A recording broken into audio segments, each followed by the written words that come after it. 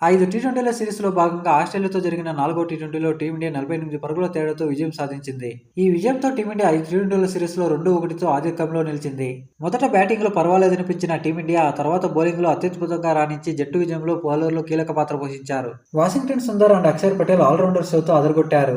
ఇక ఈ మ్యాచ్‌లో మొదట బ్యాటింగ్ చేసిన టీమిండియా 20 ఓవర్లలో 8 వికెట్ల నష్టానికి 167 పరుగులు చేసింది. శుభ్మాన్ గిల్ 46 పరుగులతో పర్వాలేదనిపించాడు. అభిషేక్ శర్మ, శివన్ దుబే, సూర్యకుమార్ యాదవ్, అక్షర్ పటేల్ దూకుడుగా ఆడారు. అనంతరం లక్ష్యంలో ఆస్ట్రేలియా 18.2 ఓవర్లలో 119 పరుగులు చేసి ఆలౌట్ అయింది. Mitchell Marsh and Matthew Short top స్కోరర్లుగా నిలిచారు. భారత బౌలర్లలో అక్షర్ పటేల్ అండ్ శివన్ దుబే 2 వికెట్లు తీయగా వాషింగ్టన్ సుందర్ 3 వికెట్లు పడగొట్టాడు. హర్షదీప్ సింగ్, జస్ప్రీత్ బుమ్రా, వరుణ్ చక్రవర్తి తలో వికెట్ తీసుకున్నారు. 119 పరుగులు మాత్రమే చేసి ఆలౌట్ అయిన ఆస్ట్రేలియా తన హోంలో సెకండ్ లోయెస్ట్ టీ20 మ్యాచ్గా నిలిచింది. ఇక 5 టీ20ల సిరీస్లో ఆఖరి టీ20 శనివారం బ్రిస్బేన్ వేదికగా జరగనుంది. ఇక మ్యాచ్ అనంతరం విజయంపై సూర్యకుమార్ యాదవ్ మాట్లాడుతూ అభిషేక్ శర్మ, శుభ్మాన్ గిల్తో పాటు బ్యాటర్లందరికీ అభినందనలు. పవర్ ప్లేలో చాలా తెలివిగా ఆడారు.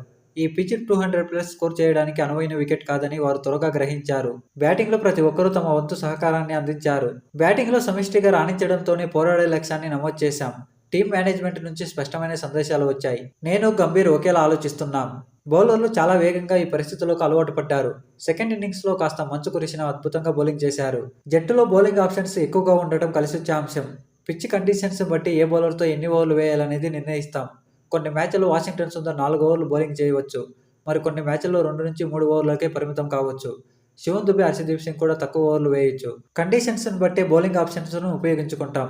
జట్టు అవసరం తగ్గట్లుగా రాణించేందుకు ప్రతి ఒక్కరూ సిద్ధంగా ఉన్నారు అని సూర్యకుమార్ యాదవ్ చెప్పుకొచ్చాడు.